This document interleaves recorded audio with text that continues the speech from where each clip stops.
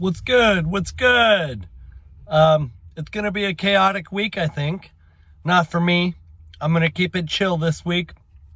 I'm talking about the DNC and the convention. The Democratic National Committee is hosting their convention this week, and apparently it has already gotten off to a fun start. We'll call it a fun start. Protests, lots and lots of protests and people, well, not lots of protests, plural, but like lots of people protesting. And I think one of the biggest things they are protesting is supporting Israel, the support of Israel. And I had made a video recently talking about how anti-Semitism seems to be something that the left and the right, or segments of the left and the right, agree on or agree with. It's pretty bad. So I'll give one example. On the right, you'll see what I consider like a real dog whistle. So I've been accused of dog whistling before, but what I think a dog whistle is the following comment. I've been seeing this expression, and I have to admit, I laughed when I first read it, but then I got sad because, yeah, this is the timeline we're living in.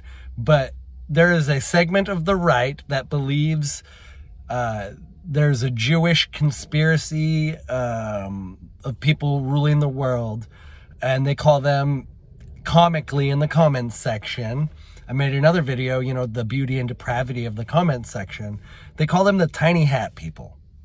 I kind of laughed when I first heard it, and I'm laughing right now. I think that's wrong. I think it is more complicated than that. Although there are Jewish people complicit, there are also, you know, Asian people and African people. And actually, a quick little side note, picking up my Spark orders, I've built some cool, unique relationships with people, various Walmart employees. One of the young gentlemen, he and I have had these like really passionate conversations around politics and sort of what is happening in our country. He's young, like 18, 19 maybe, but he's very smart, wicked smart. I found out that he's actually an immigrant from Ghana. He and his family came here, and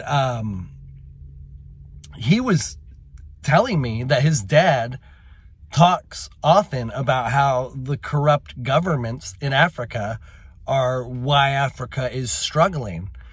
His dad, you know, tells him directly, because his dad grew up under the corrupt regimes.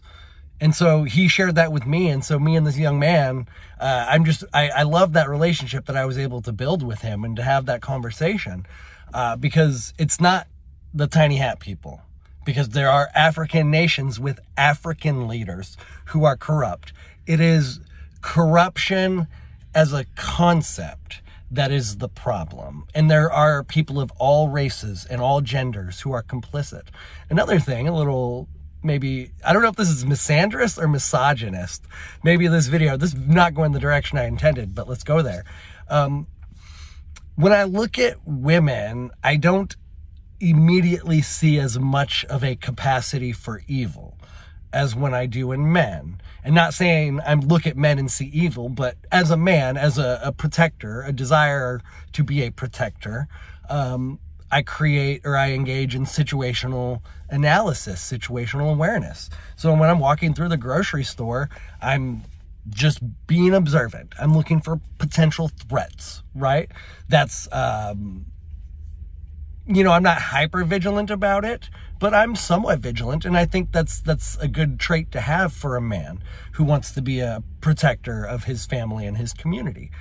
Because if you're just somewhat situationally aware, you can react and respond to incidents more quickly.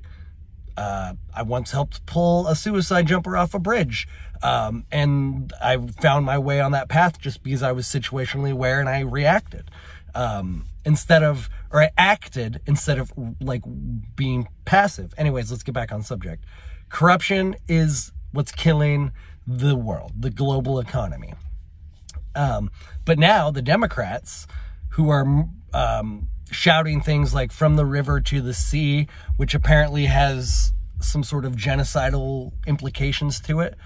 So calling the Republicans or the right people, calling them the tiny hat people, and then the left people, you know, advocating for genocide and mass murder, those are dog whistles to me.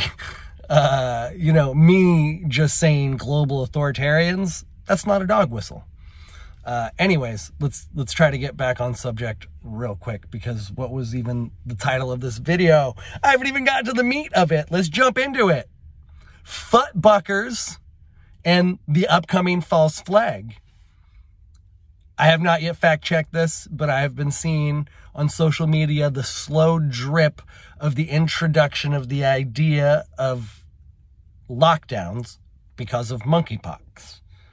So now I need to go look to see, you know, if they're legitimately going to try it, or if this is just, you know, a sideshow, you know, to contribute to the fear porn, the fear programming.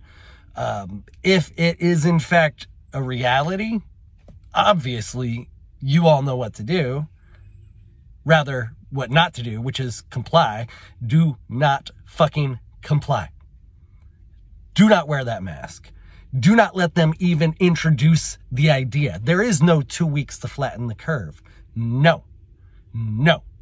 No. Sorry for being emphatic about this, but if the last 5 years have not taught you anything, and it's been 5 years, so let's take a minute to sort of revisit the insanity. It started in late 2019. I remember hearing rumblings about it because they slow trickle it. Also, while we're at it, research Event 201. Event 201. Look into it. So it started in late 2019. We're in August of 2024. It has almost been 5 years of blatant authoritarianism and psychological warfare.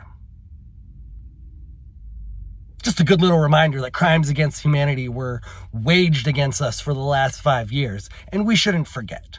There are a lot of distractions and sideshows, the election and all of this other stuff, but ultimately we need to get back on point, which is coalescing around the idea that global authoritarians are attempting a worldwide consolidation of resources and power. And we must not let them. We must not fall for this false flag. We must not let our friends and family succumb to the propaganda and the psychological warfare. Wake them up. Send them this random video, because you know what? Do it. Send them this video. It has a good circle to it.